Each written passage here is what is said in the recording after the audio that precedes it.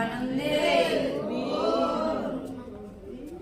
আজ কি আমাদের শুভ বৈশাখ মাস, সেই বৈশাখ মাসকে বলা হয় মধুসূদন মাস। সেই মধুসূদন মাস ভক্তদের পালন করা অবশ্যই উচিত। প্রাতঃস্নান করা, প্রভাতে নিদ্রা থেকে উঠা, প্রাতঃস্নান করা, প্রাতঃস্নান করে আমরা ভগবানের শ্রী মন্দিরে ভাগবত পাঠ করা, শ্রবণ করা অত্যন্ত অত্যন্ত পুণ্যের কাজ। যদি আমাদের সম্ভব হয় আমরা অবশ্যই চেষ্টা করব, যাদের পক্ষে সম্ভব নয় আমরা চেষ্টা করব যাতে মধুসূদন মাস আমরা পালন করিতে পারি। হরিবল। মহারানীর সেবা আর তুলসী মহারানীকে আমরা গৃহের সবাই জল প্রদান করব। আবার বৃদ্ধ যুবক নারী যতজনই আছে গৃহে, একদম যদি একটা 7 বছরের শিশুও থাকে সেই শিশুটাকে দিয়েও আমরা জল প্রদান করাবো। কারণ বৈশাখ মাসে অত্যন্ত প্রখর রোদে খুব বেশি তেজ থাকে, খুব বেশি গরম থাকে। তো সেই সময় একদম সূর্য উদয় থেকে সূর্য অস্ত যাওয়ার আগ পর্যন্ত আমরা তুলসী মহারানীকে জল দিতে পারবো। আর যদি আমাদের সম্ভব হয় তাহলে সহস্র দ্বারা দিয়ে তুলসী মহারানীর উপর জল প্রদান করবো। বৃন্দাবন বিহারী লাল অত্যন্ত খুশি হয়, শ্রীমতী রাধা রানী তৎসঙ্গে অত্যন্ত আনন্দিত হয় যদি তুলসী মহারানীকে আমরা জল প্রদান করিতে পারি, কায়মন চিত্তে 2টি পুষ্প দিয়ে পূজা করিতে পারি। তুলসীকে জল দেব, আমরা কি বলবো, আমরা এক এক ভক্ত এক এক রকমের মন্ত্র বলে থাকি। কেউ বা বলি তুলসী তুলসী নারায়ণ তোমার শিরে দিলাম জল, আর অন্তিমকালে দিয়স্তল। তো আমরা যে যেভাবে পারি, যে যেভাবে করাই সেইভাবেই আমরা করাবো, তাতে কোনো অসুবিধা নাই। ওম বৃন্দায় তুলসী দিব্যই প্রিয়ায় কেশবশ্চ বিষ্ণু ভক্তি পদে দেবী সত্যবত্যই নমো নমঃ। তুলসী মহারানীর শ্রীচরণে আমরা প্রণতি নিবেদন করব। তুলসী নারায়ণ তোমার শিরে ডালি জল, অন্তিমকালে দিয়স্তল। এতেই তুলসী মহারানী অত্যন্ত খুশি হন। হরি ওম তৎসৎ। ওম তৎসৎ। ওম অখণ্ড মণ্ডলাকারং ব্যাপ্তং যেন চরাচরং তৎপাদং দর্শিতং যেন তস্मै শ্রী গুরবে নমঃ। গুরু ব্রহ্মা গুরু বিষ্ণু গুরুদেব মহেশ্বর গুরুরেব পরম ব্রহ্ম তস্मै শ্রী গুরবে নমঃ। মন্নাথ শ্রী জগন্নাথ মদ গুরু শ্রী জগদ্গুরু মদ আত্মা সর্বভূতাত্মা তস্मै শ্রী গুরবে নমঃ। হে কৃষ্ণ করুণা সিন্ধু দীনবন্ধু জগৎপতে গোপেশ গোপিকাকান্ত রাধাকান্ত নমস্তুতে। জয় শ্রী কৃষ্ণ চৈতন্য প্রভু নিত্যানন্দ শ্রী অদ্বৈত গদাধর শিবাসাদি গৌরভক্তবৃন্দ।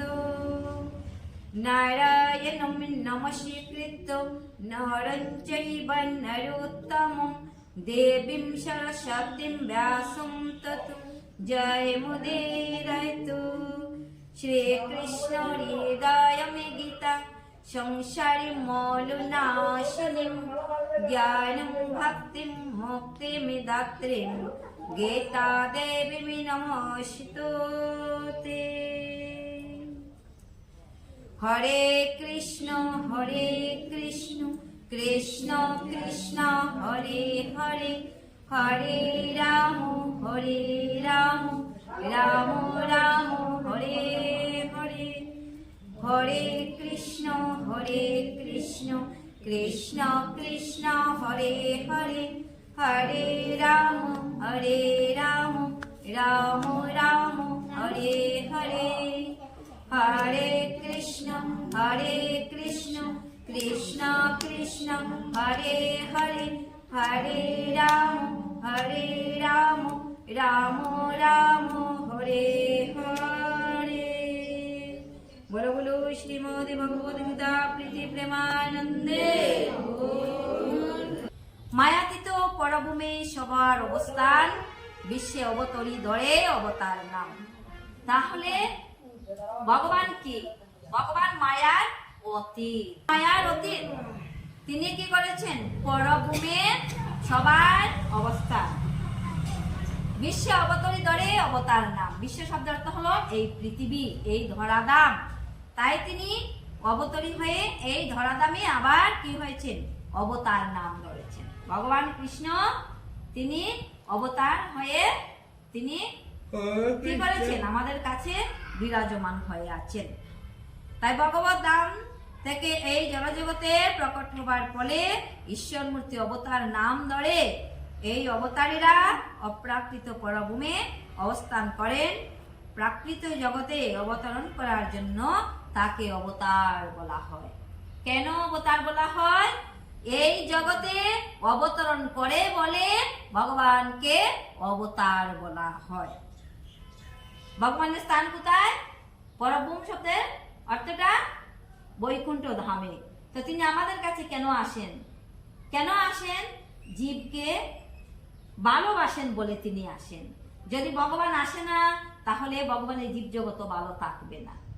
যদি ভগবান না থাকে আমরা ভালো থাকবো কি? থাকবো না। থাকবো কি কাকিমা? ভালো থাকবো? থাকবো না। তো এই জন্য ভগবানের ভক্তরা, ভগবানের জীব সকল সব যাহাতে ভালো থাকে, সবাকার যাহাতে কল্যাণ হয়, সবের যাতে মঙ্গল হয়, সেই জন্য ভগবান অবতার হিসাবে আসেন। হরিবল। ভগবান কৃষ্ণচন্দ্র হলো আদি পুরুষ। ভগবান শ্রীকৃষ্ণ অবতরণ করেন তার শুদ্ধ ভক্তদের আরতি হরণ করেন। আরতি শব্দের অর্থ হলো দুঃখ। আরতি শব্দের অর্থ হলো গোমা দুঃখ। ভগবান কি করেন? সবাকার হৃদয়ের দুঃখ হরণ করেন। হরণ করে বলেই ভগবানের আরেকটি নাম হলো হরি। হরি শব্দ অর্থ হরণ করা। ভগবান সকলে দুঃখ হরণ করেন। তিনি হলেন আদি পুরুষ। তিনি আবার কি করেন? পরিতোষণ করবার জন্য যারা তার শাশ্বত সনাতন শ্রী বৃন্দাবন লীলায় তাকে দর্শন করবার জন্য উদ্গ্রীব হয়ে থাকেন। তাই শ্রীকৃষ্ণের অবতরণের মুখ্য উদ্দেশ্য হচ্ছে তার শুদ্ধ ভক্তদের পরিতোষণ করা। হরিবল হরিবল। ভগবান কি করে? পালন করে। ভগবান আমাদেরকে কি করে? পালন করে। তাই ভগবান সবাইকে পালন করেছে। এই জন্য বলছে দেয় কৃষ্ণ, নেয় কৃষ্ণ, আর পালেন কৃষ্ণ সবাইকে। ভগবান দিতেছেন, আবার ভগবান নিতেছেন, আবার ভগবান ভালোবাসা দিয়ে সবাইকে পালন পোষণ করিতেছেন। হরিবল। পৃথিবীতে যত আছে নগরাদি গ্রাম, সর্বত্র প্রচার হোক মোর এই হরির নাম। ভগবান কি বলেছেন? গৌরসুন্দর, পৃথিবীতে যত নগরাদি গ্রাম আছে, সেই গ্রামের আনাচে কানাচে যাহাতে হরে কৃষ্ণ মহামন্ত্র প্রচারিত হয়, ধ্বনিত হয়, ভগবানের নাম প্রচার হয় সর্বস্থানে। শ্রীকৃষ্ণের শ্রী চৈতন্য মহাপ্রভু রূপে অবতরণের কথা উপনিষদ, মহাভারত, শ্রীমদ্ ভাগবত আদি শাস্ত্রের গুরুত্বপূর্ণ অংশ গুপ্তভাবে উল্লেখ আছে। প্রত্যক্ষভাবে উল্লেখ নাই, গুপ্তভাবে গোপন ভাবে আছে। শ্রীকৃষ্ণের ভক্তরা শ্রী চৈতন্য মহাপ্রভু প্রবর্তিত সংকীর্তন যজ্ঞের প্রতি গভীরভাবে আকৃষ্ট হন।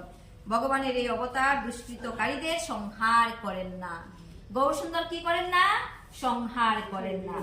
আর ভগবান কৃষ্ণ এসে কি করেছে? সংহার করেছে। কংসকে সংহার করেছে, বকাসুর সংহার করেছে, পুতনা বধ করেছে, বিভিন্ন রকমের লীলা করেছে। ভগবান শ্রী রামচন্দ্র তেতাতে এসে তিনিও ধনুর্বাণ দিয়ে কংস রাক্ষসদেরকে কি করেছে? ধ্বংস করেছে। কিন্তু গৌরসুন্দর অবতার হয়ে তিনি কি করেছেন? সবাইকে প্রেম দিয়ে, আলিঙ্গন দিয়ে, সবাইকে সেই মধুমাখা নাম দিয়ে তিনি উদ্ধার করেছেন। মধুমাখা নাম দিয়ে। কেন মধুমাখা? নামের মধ্যে কি মধু মাখা আছে? কিন্তু হ্যাঁ, অবশ্যই আছে। যদি নামের মধ্যে মধু না থাকতো, তাহলে এই নাম নিলে কি হয়? জিহ্বায় মনে হয় আরো কিছু সময় নেই, আরো কিছু সময় নেই। মধু খেলে কি হয়? যে আরো একটু মধু মুখে দেই, ভালো লাগতেছে, আরো একটু মধু মুখে দেই, জিহ্বার মধ্যে দেই, মিষ্টি লাগে তো। কিন্তু সেই নামের মধ্যেও গৌরসুন্দর মধু দিয়েছেন, সেই জন্য সেই মধুমাখা নাম। আর এই মধুমাখা নাম আমরা যত বেশি নেব, তত বেশি কি হবে? আমাদের হৃদয়ে আনন্দের অনুভূতি জাগবে। আনন্দ আসবে কি? হরি বল, জয় রাধে। আসবে কি? আসবে। যাই হোক, আজকে আমরা এই সংক্রান্তির দিনে অক্ষর ব্রহ্মযুগ পাঠ করব, শ্রবণ করব। শ্রীমদ্ ভগবদ গীতা ভগবান শ্রীকৃষ্ণের স্বয়ং মুখ নিঃসৃত বাণী। আর এই শ্রীমদ্ ভগবদ গীতা কীর্তন করিতে অবশ্য আমার ভুল ভ্রান্তি হবে। সাধুগুরু বৈষ্ণবগণের কাছে আমার প্রার্থনা রইল, এই ভুলের জন্য সবাই আমাকে মার্জনা করিবেন।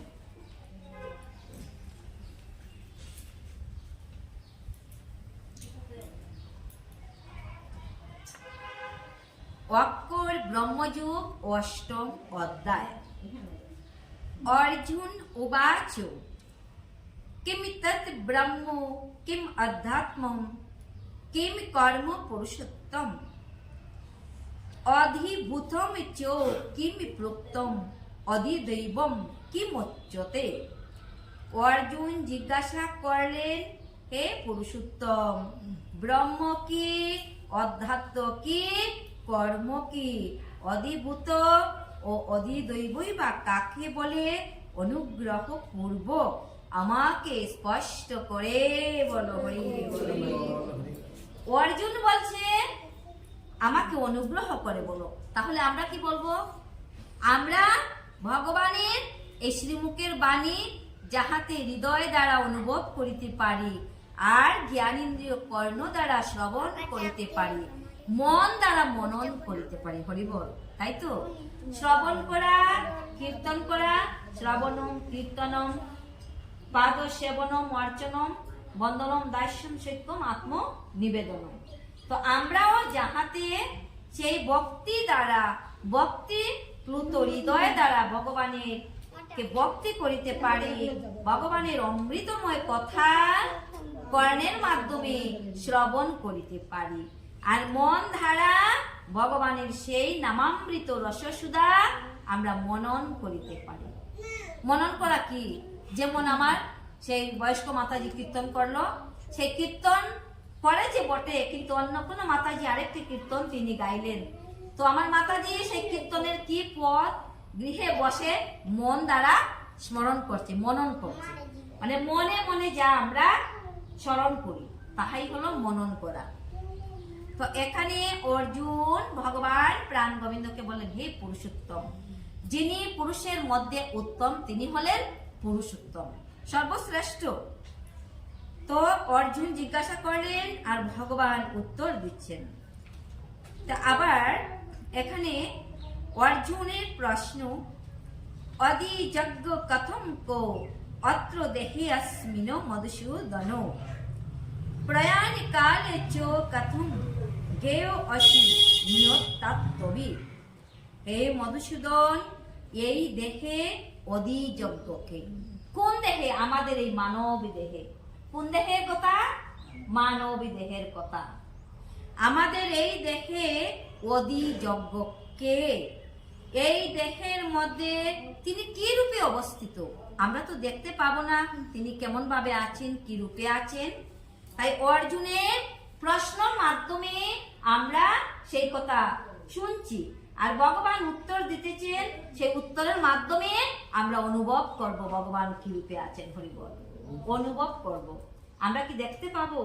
আমাদের উত্তর দিতেছে, সেই উত্তরটা মনোযোগ সহকারে শ্রবণ করব। প্রেম সে বলো রাধে রাধে। মৃত্যুকালে জিতেন্দ্রীয় ব্যক্তিরা কিভাবে তোমাকে জানতে পারে? মৃত্যুর সময়ে জিতেন্দ্রীয় কেন বলা হয়েছে? যে ভক্ত বা যে ব্যক্তি ইন্দ্রিয়কে জয় করতে পেরেছেন। চক্ষু, কর্ণ, নাসিকা, জিহ্বা, ত্বক, বাক, পানি, পাদ, পায়ু, উপস্থ, তৎসঙ্গে মন, একাদশ ইন্দ্রিয়কে যারা জয় করিতে পেরেছেন, কি বলেছেন তারা কি রকম জয় করছেন? চক্ষুকে বলছে কু জিনিস দেখবে না, আর কর্ণকে বলেছে কু কথা শুনবে না, মুখকে বলেছে বাজে কথা সেই মুখ দ্বারা বলবে না। আমরা শ্রবণ করব। শ্রী ভগবান উবাচ অক্ষরম ব্রহ্ম পরমম স্বভাব অদ্বৈতম উচ্যতে ভূত ভাবুদ্ভব করো বিসর্গ কর্ম সঙ্গীত। পরমেশ্বর ভগবান বলেন নিত্য বিনাশ রহিত জীবকে বলা হয় ব্রহ্ম এবং তার নিত্য স্বভাবকে অধ্যাত্ম বলে। ভূতগণের উৎপত্তি ও বুদ্ধিকর, সংসারই হলো কর্ম। হরিবল। সংসার হলো আমাদের কর্মস্থলী, কর্ম করার স্থান বা জায়গা। ব্রহ্ম অবিনশ্বর। ব্রহ্ম কি? অবিনশ্বর। অবিনশ্বর কি? যা কখনো নষ্ট হয় না। অবিনশ্বর, নষ্ট হয় না। নিত্য শাশ্বত অপরিবর্তনীয়। কিন্তু ব্রহ্ম অপরিবর্তনীয়। আর আমাদের এই দেহটা কি? পরিবর্তনশীল। দেহটা কি? পরিবর্তনশীল, পরিবর্তন হবে। আজকে মানব দেহ, কালকে পশু হতেও বাকি থাকবে না আপন কর্মের ফলে। আর পশু আবার পাখি হয়ে আকাশে উঠতেও সময় লাগবে না। সেটা আমাদের আপন আপন কর্ম ফলের মাধ্যমে আমরা কি করিতে পারি? সেই পরজন্মটা সেই ভাবেই আমরা কি হবে, সেখানেই আমাদের সেই নিয়তির খেলা, যে আপন আপন কর্মের ফল অনুযায়ী আমাদের পরবর্তী জীবনটা সৃষ্টি হতে থাকবে, তৈরি হতে থাকবে। আর দেহটা নশ্বর দেহ, তো টুটে তো টুটোকেই নশ্বর জীবন, আর তবু না ছিঁড়ে যেন কবু এই শ্রীমদ ভাগবত গীতার সাথে এই দৃঢ় বন্ধন। হরে কৃষ্ণ, হরি বল। এই নশ্বর দেহটাও যদি আমাদের চলে যায়, তথাপিও যেন একবার জয় গীতা কি বলিতে পারি। হরি বল। এই গীতার সঙ্গে যেন আমাদের সম্পর্কটা ছিন্ন না হয়, যেন একত্র থাকে, কখনো যেন ছিঁড়ে না যায়। দেহটা তো নশ্বর, টুটে যাক, তাতে কোনো আপত্তি নেই। তবুও যেন এই বদন দ্বারা, এই বদনের মাধ্যমে একবার বলিতে পারি জয় গীতা মাতা কি জয়। অধিভূতম করো ভাব পুরুষ চৌ অধিদৈবতম অধিযজ্ঞ অহম এব অত্র দেহে দেহাভূতম বড়। হে দেহদারী শ্রেষ্ঠ। এখানে ভগবান বলছে অর্জুনকে, হে দেহদারী শ্রেষ্ঠ। কেন বলছে?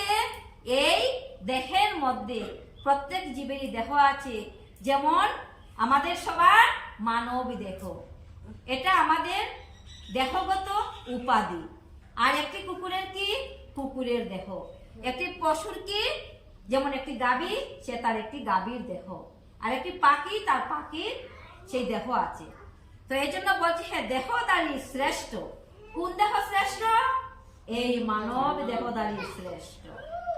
অন্য কোনো দেহদারী জীবন শ্রেষ্ঠ নয়। এই মনুষ্য দেহদারী জীবনটাকে শ্রেষ্ঠ বলা হয়েছে। হে দেহদারী শ্রেষ্ঠ, নশ্বর জড়া প্রকৃতি অধিভূত, যা নশ্বর, নষ্ট হয়ে যাবে। আর সূর্য, চন্দ্র আদি সমস্ত দেবতাদের সমষ্টি রূপ বিরাট পুরুষকে অধিদৈব বলা হয়। তাহলে অধিভূত কি? অধিভূত হলো যাহা নষ্ট হয়ে যাবে। অর্জুন প্রশ্ন করেছিল তো ভগবানকে যে অধিভূত কি আর অধিদৈবই বা কি? তাহলে যা নষ্ট হয়ে যাবে তাহা সব কিছু অধিদৈব। আর চন্দ্র সূর্য কি কখনো নষ্ট হবে? আমরা চলে যাওয়ার পরে আকাশে কি চাঁদ উঠবে?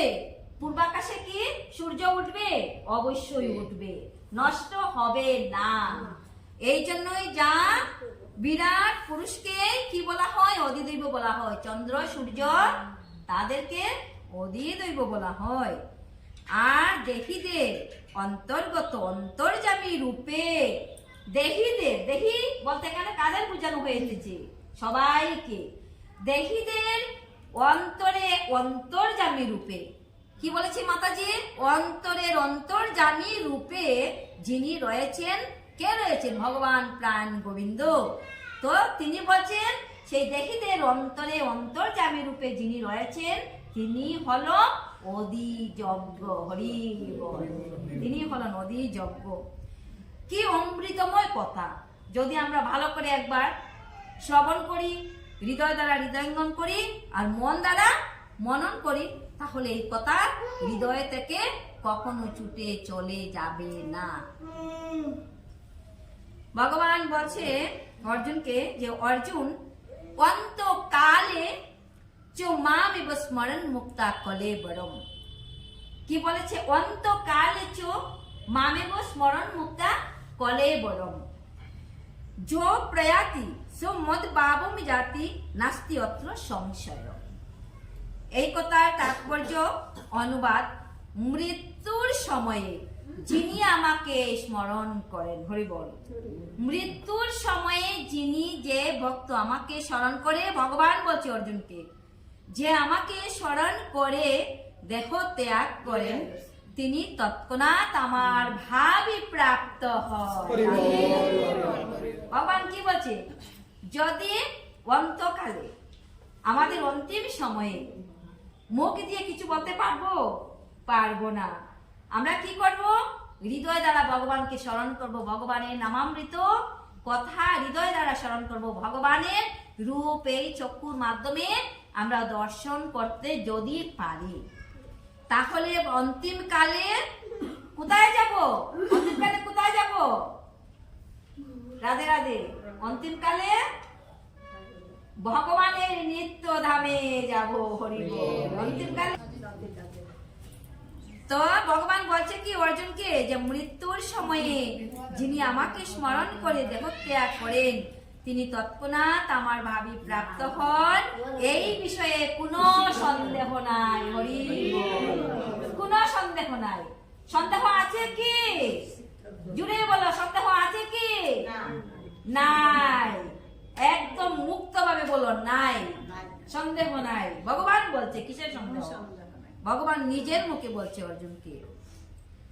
তো কৃষ্ণ ভাবনায় ভাবিত হয়ে দেহ ত্যাগ করলে তৎক্ষণাৎ ভগবত ধামে প্রবেশ করা যায়। মাতাজি হরি বল। ভগবত ধামে প্রবেশ করা যায়। পরমেশ্বর ভগবান সকল শুদ্ধ সত্তার মধ্যে শুদ্ধতম, শুদ্ধর চাইতেও আরো শুদ্ধতম। পরমেশ্বর ভগবান সকল সত্তার মধ্যে শুদ্ধর চাইতে শুদ্ধতম। সুতরাং নিরন্তর কৃষ্ণ ভাবনায় মগ্ন থাকলে শুদ্ধ সত্তার মধ্যে শুদ্ধতম হয়ে উঠা যায়। হরি বল। হয়ে উঠা যায় যদি আমাদের চেষ্টা থাকে। সুতরাং নিরন্তর কৃষ্ণ ভাবনাময় মগ্ন থাকলে শুদ্ধ সত্তার মধ্যে শুদ্ধতম হয়ে ওটা সম্ভবপর হয়। যে সমস্ত জীবেরা অশুদ্ধ, যারা কখনো ভগবত ভক্তি সাধন করেনি, তাদের পক্ষে ভগবানকে স্মরণ করা সম্ভব কি? সম্ভব নয়। এই জন্য আমাদের চেষ্টা থাকা উচিত, সর্বদা ভগবানকে ডাকা উচিত। তো কৃষ্ণ ভাবনার অনুশীলন করা সম্ভব নয় যদি জীবনের সূচনা থেকে না করি। জীবনের সূচনা বলতে কি? কিছুক্ষণ আগে এখানে একটা ছোট বাচ্চা ছিল, এই যে, তোকে যদি কেউ বলে হরে কৃষ্ণ বলো বাবা, ও সঙ্গে সঙ্গে কি বলবে? হরে কৃষ্ণ। তো বলবে হরে কৃষ্ণ। যদি বলে বাবা রাধে রাধে বলো, বলবে রাধে রাধে। তো তার এখন জীবন থেকে শুরু হয়ে গেল, জীবনের সূচনা শুরু থেকে যদি আরম্ভ করা যায়, তাহলে আমাদের কি হয়? অন্তিম সময়ে অবশ্যই মনে আসবেই আসবে। জীবনের শেষে সার্থকতা অর্জন করতে হলে শ্রীকৃষ্ণের স্মরণ অপরিহার্য। সেই জন্য শ্রীকৃষ্ণকে মনে রাখতে হলে আমাদের কি করা উচিত? সর্বক্ষণ হরে কৃষ্ণ মহামন্ত্র বলা উচিত। হরি বল। হরে কৃষ্ণ কৃষ্ণ কৃষ্ণ হরে হরে, হরে রাম রাম রাম হরে হরে। বলো কৃষ্ণ প্রীতি প্রেমানন্দে। সদাই আমাদের নাম নেওয়া উচিত। তম যেম ভাপি স্মরণ ভাবম তেজন্তি অন্তে কলেবরম তম তমেব এতি কৌন্তেয় সদা তৎ ভাবো ভাবিতঃ। অন্তিম কালে, কোন কালে? অন্তিম কালে যিনি যে ভাব চরণ করে দেহ ত্যাগ করেন, তিনি সেই ভাবে ভাবিত তত্ত্বকেই লাভ করেন।